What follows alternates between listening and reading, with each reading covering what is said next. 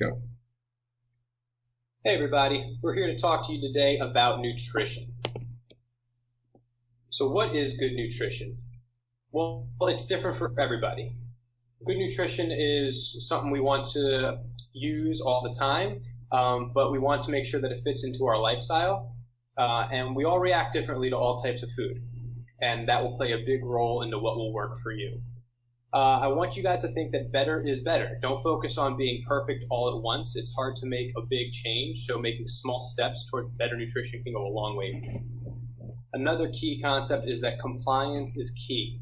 So any diet's going to work that you can stick to, but it's sticking to it that's the trouble. So the only way that that diet will work if you can adhere to it strictly and maintain it over a long period of time. We also want to find good sources of proteins, carbs, and fats to fill our diet and fill out that nutrition. So we're going to talk about some good sources of protein first. So if you're finding yourself eating a lower carb diet, fattier meats may be more helpful for an energy supply. If, however, you find yourself eating kind of a normal diet or eating here and there, you'll probably include carbs in your diet, so you'd like to focus on a leaner type of meat. If you are a meat eater, so these leaner types of meat can be steak or ground beef. Depending on the type of meat, you should look at the percentage of fat in these meats. Lamb is typically a leaner meat. Chicken and pork. Fish, especially salmon, which is very high in protein, and eggs. For the vegetarians or vegans out there, lentils, tofu, edamame, chickpeas, and various types of nuts can supply you with healthy sources of protein to get you through your day. So now let's look at good sources of fat. We have both unsaturated fat and saturated fat on here. Under the unsaturated fat category, these are the fats that you're going to find liquid at room temperature. They include olive and canola oils, and I would want to focus probably more on an olive oil or an extra virgin olive oil if you go this route. Peanut oils, fish oils, and nuts all contain fats. Avocados and fish make excellent sources for this. And then you have your saturated fats, and that's the kind of fat that comes from cheese, dairy products, fatty meats.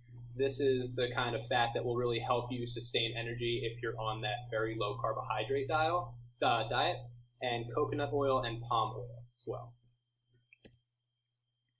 So if we're talking about carbs, a lot of people out there sometimes think that carbs need to be avoided if you want to lose weight, but actually, carbs don't have to be your enemy. You just have to eat them in moderation. So carbohydrates provide the body with long-lasting energy, and they're the direct fuel supply for the brain. So they supply your brain with energy and fuel. Some examples that you can have, white sweet potatoes make an excellent meal replacement to help you lose body fat. Quinoa and brown rice also make really great sources for healthier carbs. And then oatmeal, so for breakfast, provides you with what we call clean energy for all morning long, sustainable energy, just to keep you going throughout your day, keeping you feel full so you don't want to eat at 10 a.m., 11 a.m. again before lunch. So now find these good sources of food. Well, if you look for a local farmer's market, that's usually going to have some good choices for you. We have listed here a few that are in the Chester area. The Chestnut Farmers Market, Swarthmore Farmers Market, or Eddystone Produce. If you're in just a normal grocery store, I like to say shop around the outside of your grocery store. That way you're avoiding the aisles with the highly processed foods and the stuff that's not going to be as great for you. It's also always a good idea to look at the ingredients in something rather than just the nutrition label. That's going to tell you if there's these excess oils or high fructose corn syrup or something. If you read generally the first 5 ingredients, it'll tell you what the bulk of the ingredients in that food is. And if you're seeing these kind of worrisome foods like the high fructose corn syrup or the oils, it's probably something you want to avoid. So, piggybacking off of that, what to avoid? Foods that are high in sugar, you should steer away from them. So if you see on the label anything with the top 3 or 5 ingredients that say sugar or sucralose, anything, those oses tend to be a type of sugar. So anything that ends or has sugar in it or syrup, high fructose corn syrup, all of the above. highly processed foods, like fast foods, of course, McDonald's and all of that, and the fattier vegetable oils. So previously we said like extra virgin olive oil is a great choice, but some of the other kinds can be a little fattier and less healthy. So some benefits to good nutrition. You'll feel better throughout your day.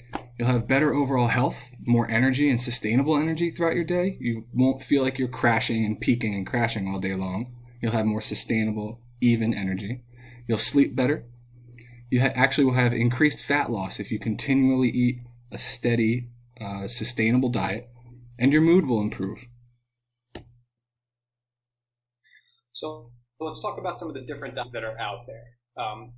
First on the list here, we have the paleo diet, and that's basically meat and vegetables, some nuts, your fruit, a little bit of starch, which would be like your white potato or a sweet potato, and we really try to avoid the sugar on this diet. You want to avoid sugar on any diet, really. Next on the list is keto. That's going to be your low-carb, high-fat diet. That's where your body goes into ketosis and uses fat for its fuel rather than the glucose from carbs. Then you have your vegetarian diet, and that's going to be your vegetable-based diet. Sometimes you'll have people eating a little bit of fish or a little bit of meat here and there on this diet, but their general base is vegetables. Then you go to the vegan diet, which is no animal products whatsoever.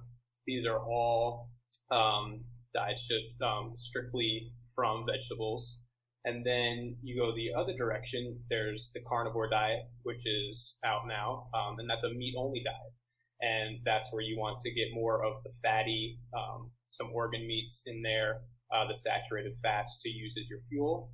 And then there's the intermittent fasting, which isn't necessarily focusing. You can kind of pair this with any of the above diets, but a general intermittent fasting window that they like to say is 16 hours of not eating and then an 8-hour window of eating. And that let your body kind of clean up what's in there. You have the 16 hours where you're just using the energy and what you had in your body to fuel it, and then you have your 8-hour window of eating.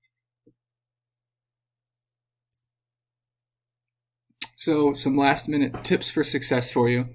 You want to keep your portions reasonable, so make sure that you're not eating in excess every time that you're eating, because the more calories you take in compared to the calories that you're burning per day, if you take in more than you burn, you're gradually going to gain weight. So you want to keep your portions reasonable. You'd like to attempt to replace the fatty meats with those leaner meats that we listed earlier, like lamb, chicken, salmon, or reduce your overall carbohydrates if you're eating too much, like pastas or potatoes all the time. You want to remove sugars and those fattier vegetable oils. And you want to encourage people close to you to eat healthier too. So being part of a group leads to better outcomes, as opposed to if you are just trying to take on this task by yourself, it may be more difficult. If you get others around you to participate and change their eating style, then all of you will benefit. And as we mentioned earlier, better is better. So you don't have to change everything right here, right now. Little steps in the right direction will make a huge impact in the long run. These are some references if you care to look them up. Thank you, and we hope that you take this into consideration, and good luck.